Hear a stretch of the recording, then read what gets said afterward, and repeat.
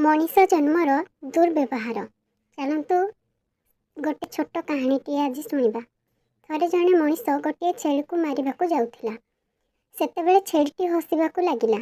ମଣିଷ କହିଲା, ମୁଁ ତୋତେ ହାଣିବାକୁ ଯାଉଛି ଓ ତୁ ହସୁଛୁ କାହିଁକି? ସେତେବେଳେ ଛେଳିଟି ଉତ୍ତର ଦେଲା, ମୁଁ ଏହା ଭାବିକରି ହସୁଥିଲି କି ମୁଁ ତ ମୋ ଜୀବନ ସାରା ଘାସ ଖାଇଲି, କାହାରିକୁ କିଛି କଷ୍ଟ ଦେଇନି, ତଥାପି ମୋତେ ତୋ ହାତରୁ ଏତେ ବଡ଼ ମୃତ୍ୟୁଦଣ୍ଡ ମିଳିଲା। କିନ୍ତୁ ତୁ ତ ଜୀବନ ସାରା ଜୀବଜନ୍ତୁଙ୍କୁ କଷ୍ଟ ଦେଇ ତାଙ୍କୁ ମାରି ଖାଉଛୁ। ତେବେ ତୋତେ କେତେ ଭୟଙ୍କର ଦଣ୍ଡ ମିଳିବ ତୁ ଜାଣିପାରୁଛୁ?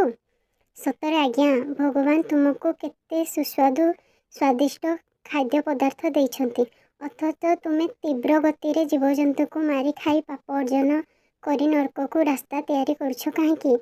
ଆମିଷ ନ ଖାଇଲେ କିଏ କ'ଣ ମରିଯିବ?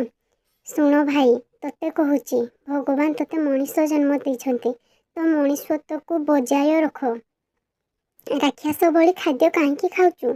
ଲକ୍ଷ ଲକ୍ଷ ବର୍ଷ ତପସ୍ୟା କରି ତୁ ଏ ଜୀବନ ଜନ୍ମ ପାଇଛୁ।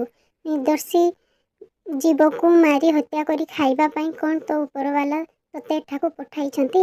ବିନା ଦୋଷରେ କୌଣସି ଜୀବକୁ ହତ୍ୟା କରିବା ପାଇଁ ଅଧିକାର ତୋତେ କିଏ ଦେଲା?